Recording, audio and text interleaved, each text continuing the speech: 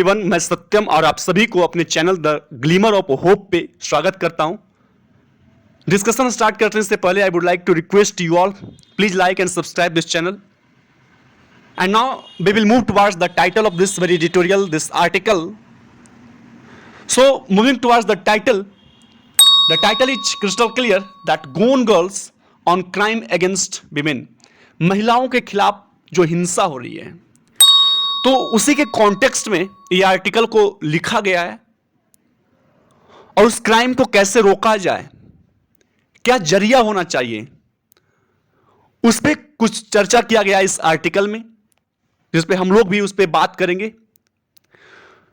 दूसरी चीज कि क्या क्या कमियां हैं, शॉर्टकमिंग्स हैं, क्या क्या गैप्स हैं जिसको हम लोगों को ब्रीच करना होगा, जिसको हम लोगों को फुलफिल करना होगा, ताकि जो इतने केसेस हैं उससे कैसे निपटारा पाया जा सके। जब हम लोग पैराग्राफ टाइटल की ओर मूव करते हैं तो पैराग्राफ टाइटल में एक जरिया बताया गया है उससे निपटने के लिए, and that course is zero tolerance approach. What? A zero tolerance approach to violence against women is the only acceptable course. Zero tolerance course को अपनाना चाहिए, अप्रोच को अपनाना चाहिए और एक ऐसा पॉलिसी लाना चाहिए जो मोस्ट सीवियर पनिशमेंट पॉसिबल है वो दे सके वैसे लोगों को जो क्राइम कमिट करे या वायलेशन करे, उल्लंघन करे, ब्रीच करे किसी भी रूल्स और रेगुलेशंस को। Zero tolerance approach to violence against women. Women के खिलाफ जो वायलेंस हो रहे हैं तो उसको क्या करना है, उससे बचने के लिए, उसको निपटाने के लिए जो जीरो टॉलरेंस का अप्रोच है वो एक्सेप्टेबल कोर्स है, वही एक स्वीकार करने योग्य जो जरिया है, वो रास्ता है। So the essence of this very article is much more clear now कि आज हम सभी जहां विमेन इंपावरमेंट की बात करते हैं, को एजुकेशन को सपोर्ट करते हैं, वही उसके दूसरे एस्पेक्ट में देखा जाए, उसके बैक साइड में देखा जाए तो महिलाओं के साथ जो असल्ट हो रहा है, उनके साथ जो भेदभाव किया जा रहा है, इन सभी बातों को कहीं ना कहीं लोग दरकिनार कर रहे हैं। और एक बहुत ही सेंसिटिव, बहुत ही संवेदनशील मुद्दा है जिस पर लोगों को ध्यान जो है अपना केंद्रित करना चाहिए, तवज्जो देना चाहिए और जो आदर्श की बातें हैं उसमें न उलझकर जो यथार्थ की बातें, जो प्रैक्टिकल बातें हैं, जो प्रैग्मेटिक बातें हैं, उस पे हम लोगों को वर्क करना चाहिए। We all know very well that बहुत सारे ऐसे रूल्स और रेगुलेशंस इन्फोर्स किए गए हैं, उसको इंप्लीमेंट किया गया है, but we will have to focus on the proper implementation. Ground realities क्या है, जमीनी हकीकतें क्या है, क्या उस इंप्लीमेंटेशन का फायदा हो रहा है जमीनी लेवल पे, ग्राउंड लेवल पे, इस बात पे हम लोगों को ध्यान देना होगा। और जो सबसे इंपॉर्टेंट चीज विच आई वांट टू से from you all, that most important thing is awareness. Awareness को जागृत करना होगा, जागरूकता को जागृत करना होगा लोगों में। ओनली देन हम लोग इस सभी बुराइयों से छुटकारा पा सकते हैं। This is the only way. चाहे आप जितना भी रूल्स रेगुलेशंस बना लीजिए, अवेयरनेस सबसे ज्यादा जरूरी है समाज के लोगों में, देश के लोगों में। सो इस आर्टिकल में जो बताया गया है वो ये है कि महिलाओं के खिलाफ जो भी हिंसा हो उससे बचने के लिए, उसको निपटाने के लिए जो जीरो टॉलरेंस अप्रोच है वो ही एक एक्सेप्टेबल कोर्स होना चाहिए।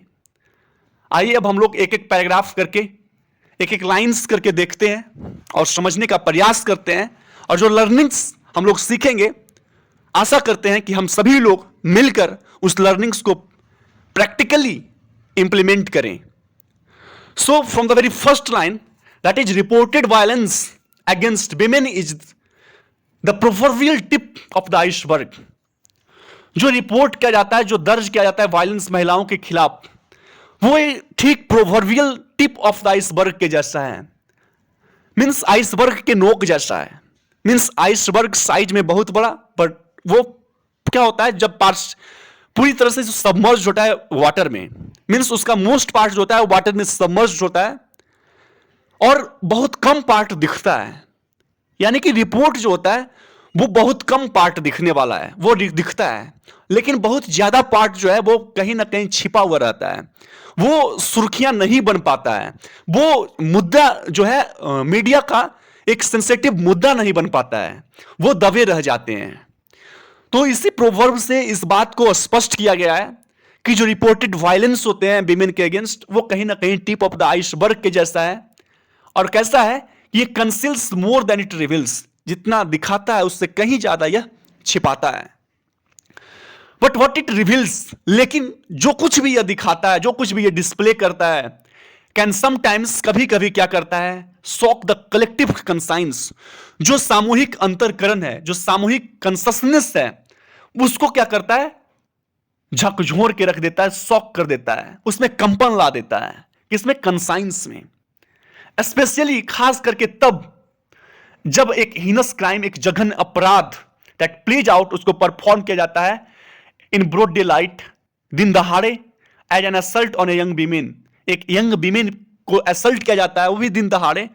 तब ऐसी जो जघन्य अपराध है, जब ऐसे जघन्य अपराध को परफॉर्म किया जाता है किसी लोगों के द्वारा, तब कहीं ना कहीं ये इशू जो है, लोगों की जो कलेक्टिव कंसाइंस है, जो चेतना है, जो अंतःकरण है, उसको कहीं ना कहीं झकझोर के रख देता है, उसको कहीं ना कहीं दहला के रख देता है। लास्ट बिग इंसिडेंट है चेन्नई में कि एक कॉलेज स्टूडेंट सत्यप्रिया वाज डिकैपिसिटेटेड, उनको क्या किया गया, डिकैपिसिटेटेड कर गया, उनका गला कट गया।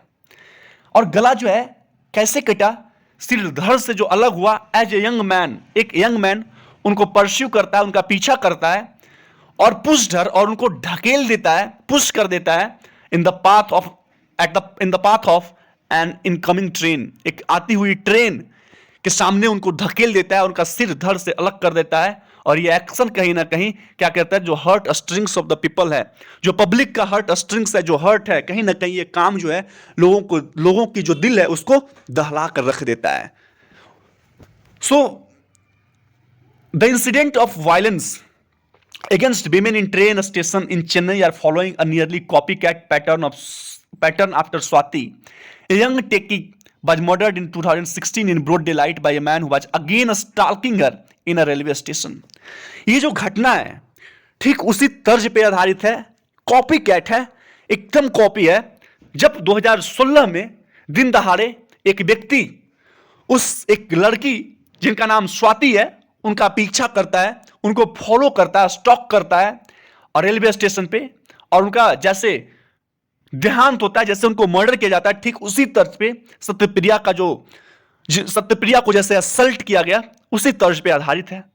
बोल रहा है कि the incident of violence against women in train station in Chennai, Chennai में जो वायलेंस हुआ वीमेन के अगेंस्ट ट्रेन स्टेशन पे, are following nearly a copycat, nearly copycat है, मीन्स एकदम उसी तर्ज पे आधारित है, पैटर्न पे आधारित है। जैसे कि स्वाति जो थी एक यंग टेकी थी, मतलब क्या हुआ कि एक स्किल्ड इन टेक्नोलॉजी थी, और उनका मर्डर होता है 2016 में दिन दहाड़े एक मैन के द्वारा, जो उनको स्टॉक करते हैं, जो उनका पीछा करते हैं चोरी छुपे, और एक रेलवे स्टेशन पे उनका मर्डर कर दिया जाता है।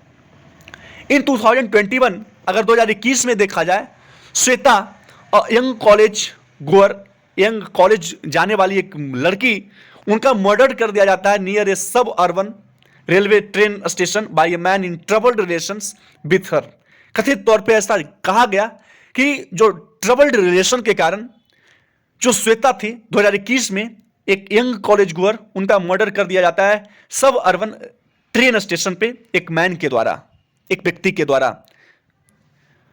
In each of this cases, प्रत्येक जो केस है, द इनएबिलिटी ऑफ द स्टॉल्कर, जो पीछा करने वाला लोग हैं, जो लड़के हैं जो ये क्राइम कमिट किए हैं, तो उनकी जो अयोग्यता है, उनमें जो कमी है, और किस बात की कमी है, किस बात की योग्यता है, to accept the fact that his overtures were turn down by the girl directly led to the violence.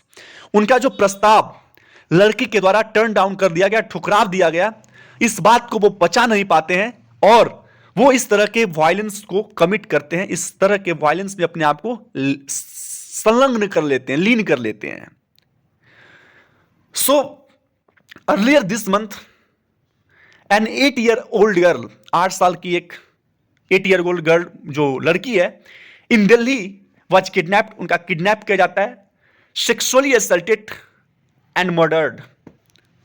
इन सितंबर अगर देखा जाए तो the bodies of 2 teenage girl were found in Lakhimpur Kheri in Uttar Pradesh. Uttar Pradesh में 2 टीनेज गर्ल्स का जो सब है, जो बॉडी है, वो फाउंड किया जाता है लखीमपुर खीरी उत्तर प्रदेश में।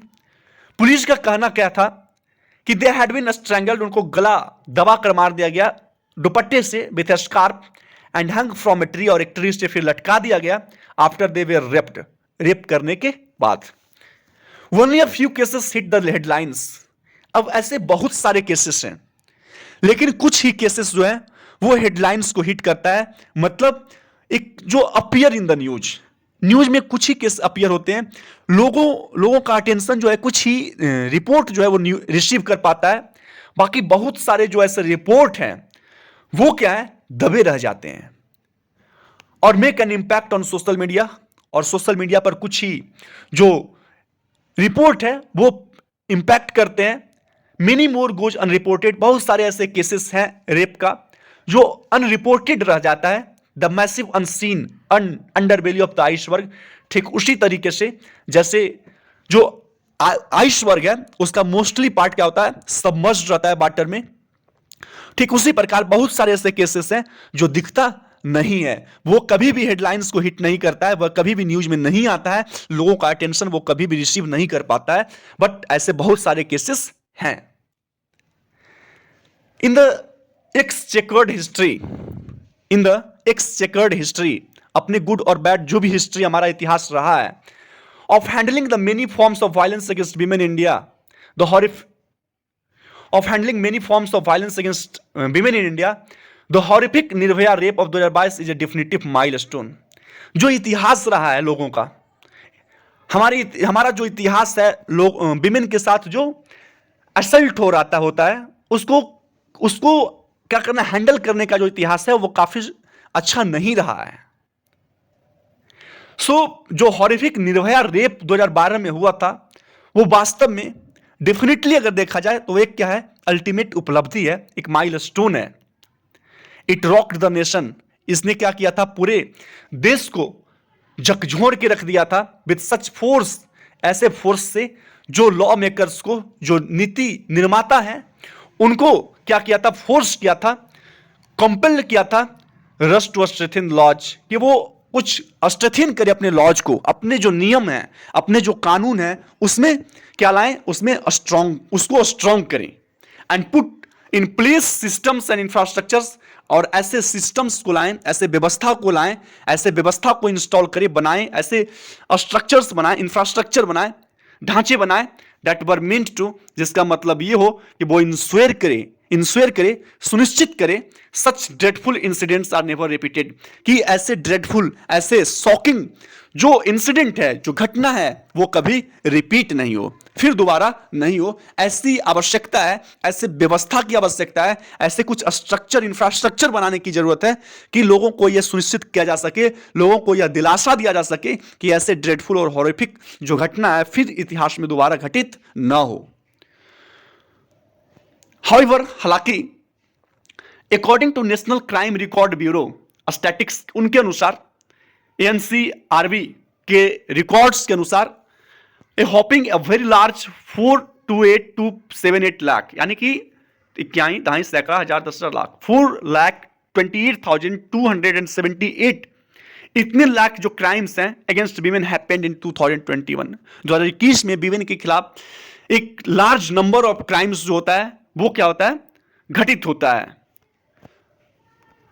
फिर दिस इंसिडेंट, अब ये जो घटना इतना दिखाया गया है इसमें क्या क्या इंक्लूड किया गया है, रेप के बाद मर्डर, डॉरी हरासमेंट, दहेज प्रथा के कारण जो हरासमेंट किया जाता है, किडनैपिंग है शामिल, फोर्स्ड मैरिज, ट्रैफिकिंग है ना, ट्रेड जो होता है, एंड ऑनलाइन हरासमेंट, ये सभी तरह के जो इंसिडेंट है उस स्टैटिक्स में इंक्लूडेड हैं।